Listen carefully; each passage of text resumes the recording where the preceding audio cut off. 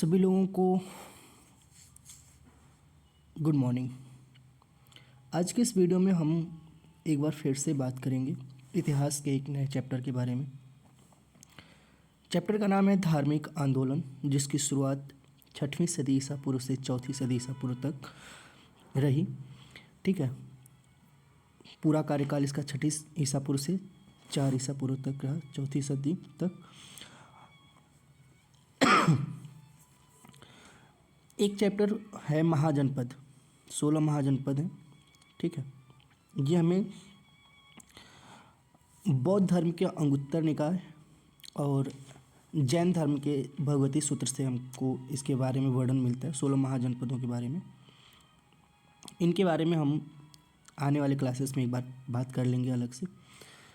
तो हमने इसके पहले आपको बताया था हड़प्पा सभ्यता। ठीक है, ये प्राचीन भारत का जो क्लास अभी हम डिटेल में आप लोगों को बता रहे हैं, उसमें से जो जो क्वेश्चंस आ रहे हैं, मतलब लगभग आपके प्रिपरेशन में पूछे जाने वाले हर क्वेश्चंस लगभग मैं उन सभी को टच करने की कोशिश कर रहा हूँ। और हड़प्पा सभ्यता में मैंने 50 से ज़्यादा क्वेश्चंस के बारे में डिस्कस करी थी। उसके बाद फिर हम थोड़ी सी आगे बढ़े, फिर वैदिक सभ्यता के बारे में, वैदिक संस्कृति के बारे में हमने बात करी। अब हम बात करेंगे महाजनपदों के बारे में, लेकिन इस वीडियो के बाद, क्योंकि महाजनपद के बाद यही धार्मिक आंदोलन वाला जो चैप्टर है, इसको मुझे पढ़ाना था। मैंने महाजनपद नहीं पढ़ाया क्योंकि महाजनपद के अभी क्वेश्चंस मुझे लग रहे हैं कि पूरे नहीं हुए हैं। तो चलिए आज की इस वीडियो में हम धार्मिक आंदोलन के बारे में पढ़ते हैं और इनके क्वेश्चंस को डिस्कस करते हैं। उम्मीद करूँगा वीडियो ज़रूर पसंद आती होंगी। क्वेश्चन की तरफ बढ़ते हैं। पहला क्वेश्चन है हमारा, हर्यक वंश के किस शासक को कुड़िक कहा जाता था? तो उसका सही जवाब होगा अजातशत्रु को। किस शासक ने गंगा एवं सोन नदियों के संगम पर पाटलिपुत्र, जो आज का पटना है, उस नाम के नगर को स्थापना की थी? तो उस शासक का नाम था उदयन। ठीक है। शिशुनाग वंश, वह कौन सा शासक था? शिशुनाग वंश का एक शासक था जिसके समय में वैशाली में द्वितीय बौद्ध संगीति का आयोजन किया गया। उसे काकवर्ण के नाम से भी जाना जाता है। तो वो शासक था कालाशोक, यानी काल अशोक उसका नाम था। 323 ईसा पूर्व में सिकंदर महान की मृत्यु हुई थी। कहाँ पर? तो 323 ईस्वी पूर्व में सिकंदर महानु की मृत्यु हुई थी बेबीलोन में। अगले क्वेश्चन की तरफ बढ़ते हैं। मैं आपको जितने क्वेश्चंस बताता हूँ ना, ये क्वेश्चंस आपको बता दूँ, यूपीएससी में चाहे आपका एसएससी का एग्ज़ाम हुए, ठीक है, एसएससी का एग्ज़ाम हुए, या फिर आपके यूपीएससी में जो क्वेश्चंस आते हैं प्री वगैरह में, उन सब में भी ये क्वेश्चंस आपको मिल जाएंगे। ठीक है, पीसीएस वाले में भी मिल जाते हैं। ठीक है, तो हम इन सब के डिटेल्स पे, उसके अलावा आप जो भी एग्ज़ाम्स, वनडे एग्ज़ाम की जो तैयारी करते हैं, उनमें भी सभी क्वेश्चंस के प्रतिरूप समय पर देखने को मिलते हैं। आने वाले टाइम पे मैं कोशिश करूंगा कि आप लोगों के सामने कम से कम 20 या फिर 25 क्वेश्चंस के सेट्स लेकर के आऊँ, जो कि आंसर आप खुद भी दे सकेंगे और वो ऑप्शनल रहेंगे। मैं क्वेश्चन भी पढ़ूँगा, ऑप्शन भी पढ़ूँगा, उनमें से आप लोगों के क्वेश्चन का जवाब का वेट भी करूँगा और फिर अंत में अपने व्यू दूंगा उसके बारे में। तो अगले क्वेश्चन की तरफ बढ़ते हैं। क्वेश्चन है कि सिकंदर महान, अलेक्जेंडर द ग्रेट एवं पोरस यानी पुरु की सेनाओं ने किस नदी के आमने सामने वाले तटों पर पड़ाव डाला हुआ था? तो झेलम के। ठीक है। किस मृद भांड, ठीक है, यानी पॉटरी में, किस मृद भांड भारत में द्वितीय नगरीकरण, शहरीकरण के प्रारंभ का प्रतीक माना जाता है? तो उत्तरी काले पॉलिशकृत बर्तन। ठीक है, उत्तरी काले यानी नॉर्थ ब्लैक पॉलिश वॉट, ठीक है ना, उत्तरी काले पॉलिशकृत बर्तन। पाली ग्रंथों में गांव के मुखिया को कहा जाता था भोजक या फिर ग्राम भोजक। उज्जैन का प्राचीन नाम था अवंतिका। ठीक है। नंद वंश का संस्थापक कौन था?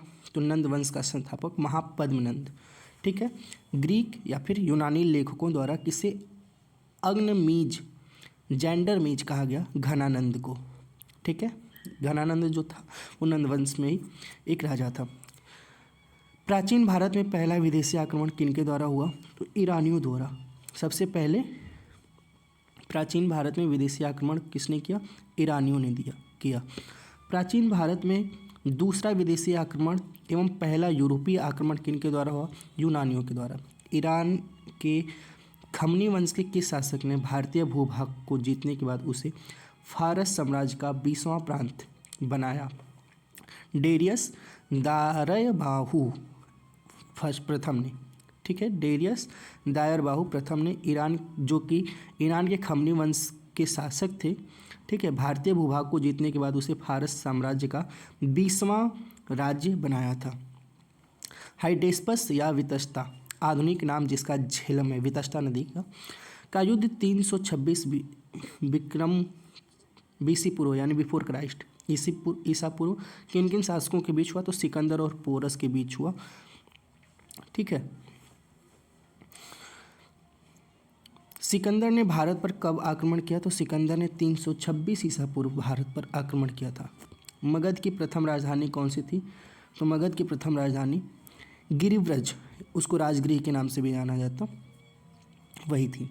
किस शासक द्वारा सर्वप्रथम पाटलिपुत्र का राजधानी के रूप में चयन किया गया? उदयन द्वारा।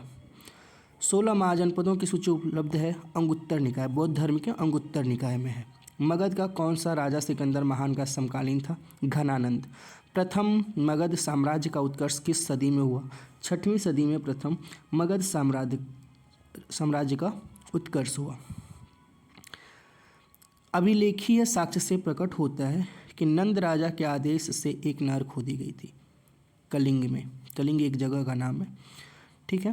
पहला ईरानी शासक जिसने भारत के कुछ भाग को अपने अधीन किया था, डेरियस ने किया था। मगध के राजा अजातशत्रु का किस गणराज्य के साथ युद्ध रहा? वैशाली के साथ, ठीक है। वज्जी, वैशाली, ये जो 16 महाजनपद थे, ठीक है। 16 महाजनपदों के नाम मैं आपको बता देता हूँ। अंग, मगध, काशी, कोसल, मल्ल, चेदी, वज्जी, वत्स, मत्स्य, कुरु, पांचाल, अस्मक, अवंती, कंबोज, गांधार और सुरसेन, ये 16 महाजनपद थे। अगले क्वेश्चन की तरफ बढ़ते हैं। वज्जी संघ के विरुद्ध मगध राज्य के किस शासक ने प्रथम बार रथमूसल यानी एक ऐसा रथ जिसमें गदा जैसा हथियार जुड़ा था तथा महाशिला कंटक पत्थर फेंकने वाला एक युद्ध यंत्र नामक गुप्त हथियारों का प्रयोग किया? अजातशत्रु, ठीक है। अजातशत्रु ने ऐसा, जो आप देखेंगे ना, वो मूवी बहुत से लोगों ने देखी होगी, बाहुबली, उसमें इन सब का प्रयोग किया गया है, बाहुबली मूवी में, ठीक है ना। उसमें देखेंगे तो ये इन सब चीज़ों का प्रयोग किया गया है। वो सबसे पहले अजातशत्रु नाम के एक राजा थे, उन्होंने इसका प्रयोग किया था। नंद वंश का अंतिम सम्राट घनानंद था। भारत में सिक्कों मुद्रा का प्रचलन कब हुआ? तो भारत में मुद्रा का प्रचलन आज से 600 ईसा पूर्व हुआ, 600 ईसा पूर्व हुआ था, ठीक है ना। मतलब ईसा के जन्म से 600 साल पहले हुआ था। अगले क्वेश्चन की तरफ बढ़ते हैं। 6ठी सदी ईसा पूर्व के दौरान बड़े राज्यों के उदय का मुख्य कारण क्या था? उत्तर प्रदेश और बिहार में व्यापक पैमाने पर लोहे का उपयोग, ये सबसे बड़ा मुख्य कारण था। मगध सम्राट बिंबिसार ने अपने राजवैद्य जीवक को किस राज्य के राजा की चिकित्सा के लिए भेजा था? अवंती के राज्य, ठीक है, जो अवंती के राजा थे, ठीक है, उनकी चिकित्सा के लिए मगध के जो सम्राट थे बिंबिसार, ठीक है, उन्होंने राजवैद्य को भेजा था।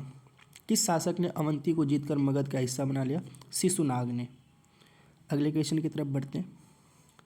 इस वीडियो में हम लगभग आपको 50 क्वेश्चन बताएंगे, ठीक है, 50 क्वेश्चंस के जवाब दूंगा। अभी हम 30वें क्वेश्चन की तरफ हैं। किस मगध साम्राज्य ने अंग का विलय अपने राज्य में कर लिया? अंग एक महाजनपद था, तो बिंबिसार ने अंग का विलय अपने राज्य में कर लिया। उसके बाद से फिर ये जो महाजनपद थे ये भी टूट करके फिर एक बड़े बड़े जनपद के रूप में विभक्त होते हैं। इनको भी आने वाली वीडियो में बताऊंगा। अभी आज क्वेश्चंस पे ही ध्यान देते हैं। शिशुनाग ने किस राज्य का विलय मगध साम्राज्य में नहीं किया? काशी का विलय। शिशुनाग जो राजा था उसने काशी का विलय मगध साम्राज्य में नहीं किया। काशी और लिच्छवी का विलय मगध साम्राज्य में किसने किया? तो अजातशत्रु ने किया। मगध साम्राज्य में काशी और लिच्छवी का विलय अजातशत्रु ने किया, शिशुनाग ने ये नहीं किया था। ये ऐसे क्वेश्चन आ जाते हैं कि शिशुनाग ने किस राज्य का विलय मगध साम्राज्य में नहीं किया? तो काशी का। और काशी और लिच्छवी का अगर विलय मगध साम्राज्य में किया भी तो किसने किया? अजातशत्रु ने। सिकंदर के आक्रमण के समय उत्तर भारत पर राजवंशों में किस एक का शासन था? नंद का। नंद वंश का जो था, नंद वंश के एक राजा थे नंद। ठीक है, तो सिकंदर के आक्रमण के समय उत्तर भारत पर राजवंशों में से किस एक का शासन था? तो नंद वंश का। अगले क्वेश्चन की तरफ बढ़ते हैं। कौन सा एक ईसा पूर्व यानी 6वीं सदी ईसा पूर्व में प्रारंभ में भारत का सर्वाधिक गई थी शक्तिशाली नगर राज्य था? मतलब 6वीं सदी ईसा पूर्व के प्रारंभ में भारत का सर्वाधिक शक्तिशाली नगर कौन था? क्वेश्चन ये है। तो मगध था। सिकंदर ने आक्रमण का प्रभाव नहीं था। एक सिकंदर के आक्रमण का प्रभाव नहीं था। उसने भारत को यूनान की रियासत बनाया। ठीक है, उसने भारत को यूनान की रियासत बनाया। एक सिकंदर के आक्रमण का प्रभाव नहीं था, ये बात ठीक है ना। यह है कि मगध राज्य में गणतंत्रात्मक शासन व्यवस्था नहीं थी। मगध राज्य में मतलब किस राज्य में, यहाँ पे जो खाली स्थान यहाँ पे कोई भर दीजिए क्वेश्चन, किस राज्य में गणतंत्रात्मक व्यवस्था नहीं थी? तो गणतंत्रात्मक शासन व्यवस्था मगध में नहीं थी। ठीक है, जो आज भारत का गणतंत्र है ना, तो ये गणतंत्रात्मक व्यवस्था जो है मगध राज्य में नहीं थी, मगध जनपद में। किसे सेनिया का मतलब होता है नियमित और अस्थायी सेना रखने वाला कहा जाता था? ठीक है, तो बिम्बिसार जो था वो नियमित और अस्थायी सेना रखता था। बिम्बिसार जो राजा था, बिम्बिसार बहुत ही ताकतवर राजा था। उसके बिम्बिसार के लिए मूवी भी बनी हुई है कुछ। ठीक है, साउथ की एक मूवी है। किसे उग्रसेन यानी भयानक सेना का स्वामी कहा जाता था? महापद्मनंद को। ठीक है, वो उग्रसेन था, मतलब भयानक सेना का स्वामी था। डेरियस, जिसको कि हम दारेबाहु प्रथम के नाम से भी जानते हैं, 516 ईसा पूर्व में सिंधु के तटवर्ती भूभाग को जीतकर उसे ईरान का 20वां छत्रपति मतलब छत्रपति प्रांत बनाया। उससे कितना राजस्व प्राप्त होता था? तो 360 टैलेंट का राजस्व प्राप्त होता था। महाजनपद काल में श्रेणियों के संचालक को कहा जाता था? तो महाजनपद काल में श्रेणियों के संचालक को श्रेष्ठिन कहा जाता था, यानी कुलीन श्रेष्ठ। गृहपति का अर्थ धनी किसान। मगध के किस प्रारंभिक शासक ने राज्यारोहण के लिए अपने पिता की हत्या की एवं इसी कारणवश उसे पुत्र द्वारा मारा गया? अजातशत्रु। यहीं से पितृहंता जो माफ़ कीजिएगा, लिखने में थोड़ी सी दिक्कत हो रही है, इसे पितृहंता यहाँ से शुरुआत होती है, पितृहंता वंश। ठीक है ना, मतलब पहले बेटे ने अपने पिता को मारा, फिर जिस बेटे ने अपने पिता को मारा था फिर उसके बेटे ने उसको मारा था। ठीक है, तो यहाँ से ये शुरुआत हुआ। तो मगध के किस प्रारंभिक शासक ने राज्यारोहण के लिए अपने पिता की हत्या की एवं इसी कारणवश उसके पुत्र द्वारा उसको मारा गया? तो अजातशत्रु। विश्व का पहला गणतंत्र वैशाली में किसके द्वारा स्थापित किया गया था? तो लिच्छवी के। हम जब ये पूरी क्लास लेंगे ना, अभी तो सिर्फ क्वेश्चंस पे डिस्कस कर रहे हैं, जब पूरी क्लास लेंगे तो और भी मज़ा आएगा। ठीक है, उम्मीद करूँगा आपको वीडियो ज़रूर पसंद आती होंगी। बस सब्सक्राइब कर लीजिए ताकि बहुत जल्दी मैं वीडियो को लेकर के आपके सामने आऊँ। अगले क्वेश्चन की तरफ बढ़ते हैं। कौन एक बौद्ध ग्रंथ 16 महाजनपदों का उल्लेख करता है? तो अंगुत्तर निकाय, ठीक है ना। बौद्ध धर्म के अंगुत्तर निकाय में, मैं वैसे आपको बताता हूँ। जैन धर्म के भगवती सूत्र में भी इसका उल्लेख मिलता है। ईरान के खमनी वंश के किस शासक ने भारतीय भूभाग को जीतने के बाद उसे फारस साम्राज्य का 20वां प्रांत छत्रपति बनाया? ये डेरियस दारे बाहु प्रथम ने। ये पीछे भी क्वेश्चन आ चुके हैं। हाइडेस्पस या वितस्ता, ठीक है, जो आधुनिक झेलम नदी है, ठीक है, जिसका कि युद्ध 326 ईसा पूर्व हुआ था, वो किन किन शासकों के बीच हुआ था? तो सिकंदर और पोरस के बीच। सिकंदर ने भारत पर आक्रमण कब किया? 326 ईसा पूर्व। तो इस प्रकार हम अपने आज के लगभग 50 क्वेश्चंस को डिस्कस कर लिया। उम्मीद करूँगा वीडियो ज़रूर पसंद आती होंगी, और भी ऐसी वीडियो को पाने के लिए हमारे चैनल को सब्सक्राइब करके बेल आइकन प्रेस कर लीजिए, जिससे आने वाले वीडियो के नोटिफिकेशंस आपको सबसे पहले मिल जाया करें। और भी किस टॉपिक पे आप वीडियो देखना चाहते हैं कमेंट बॉक्स में कमेंट कीजिए। वीडियो अच्छी लगी तो अपने दोस्तों के साथ शेयर करके और हम लोगों का मनोबल ऊंचा कीजिए। मिलते हैं अगली वीडियो में, तब तक के लिए नमस्कार।